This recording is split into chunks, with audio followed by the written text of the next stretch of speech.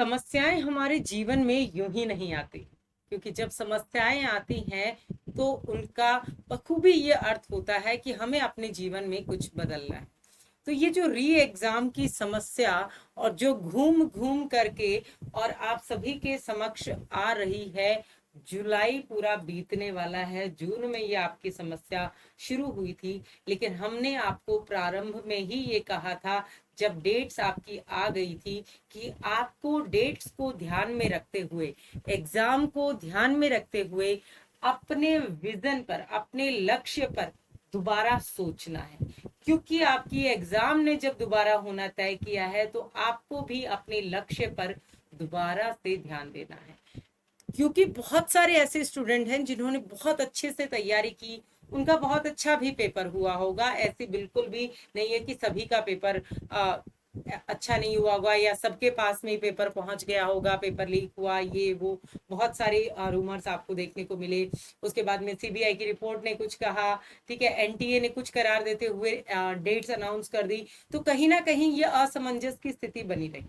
लेकिन जब तक हमने आपसे ये कहा था कि भाई जब तक एनटीए का कुछ भी ऑफिशियल नहीं आ जाता कि भाई ये डेट्स कैंसिल होती है या ये नहीं होता है, तब तक आपको अपनी तैयारी नहीं छोड़नी है। तो जो जून से लेकर के और फिर भी उन्होंने पूरे धैर्य के साथ जो है वो लगातार अपनी री एग्जाम की प्रिपरेशन को नहीं छोड़ा है, तो देखिएगा वो अपने विजन में, अपने लक्ष्य में जरूर सफल होंगे। क्योंकि आप देखेंगे कि बहुत सारी चीजें ऐसी होती हैं जो हमें केवल दूर से ही साफ दिखाई देती हैं, ज्यादा नजदीक करते हैं तो धुंधली लगने लगती है। तो वो दूर से ही जो विजन था वो क्लियर दिख रहा था कि री एग्जाम जो है आपका होगा, क्योंकि डेट अनाउंस हो चुकी है। अब अगर हम बात करें कि ये जो री एग्जाम है उसकी रिविजन पर हमें कैसे रिविजन करनी है, ठीक है, ये जो आपका रिविजन है ये आपको क्या कहना चाह रहा है? ये आपको ये नहीं कह रहा है कि सब कुछ नए सिरे से शुरू से बिल्कुल पढ़िए। ये रिवीजन जो है आपको क्या कह रहा है कि आप क्या करिए, रिवीजन करिए।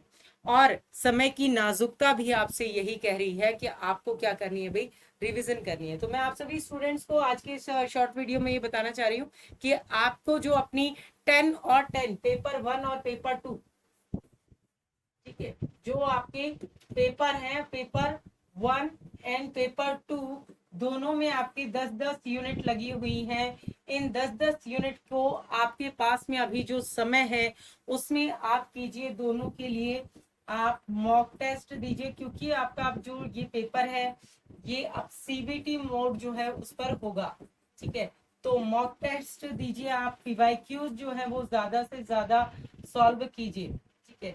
पीवाईक्यूज जो है वो आपको सबसे ज्यादा सॉल्व करने हैं। अगर आप टाइमिंग की बात करें कि भाई कितने टाइम किसको हमें देना है, तो आप 2 घंटे कम से कम बोला मैंने, ज्यादा आप जितना भी देना चाहे, 3 घंटे कम से कम, ठीक है, कम से कम इतना समय आप अपने रिवीजन पे फोकस आपको जो अगस्त की आपकी री एग्जाम है उसके लिए करना ही करना होगा। अगर आप चाहते हैं कि आपका ये रिवीजन जो है वो रिवीजन के माध्यम से सफल हो जाए, तो आप सबको इस तरह अपनी जो भी टेस्ट सीरीज है आपकी, जो भी आपने अब तक पढ़ा है, आपने जो भी अपने शॉर्ट नोट्स बनाए थे उन शॉर्ट नोट्स को रिवाइज कीजिए मोस्ट इम्पोर्टेंटली, ठीक है। आपके जो लॉन्ग नोट्स थे उसमें से अगर कोई कॉन्सेप्ट क्लियर नहीं हो रहा है तो उसको आप सभी जो है फॉलो कीजिए। उन सारी चीजों को स्टेप बाय स्टेप जो है वो आपको चलाना है आगे, और आगे इसी तरीके से उसे बढ़ाना है।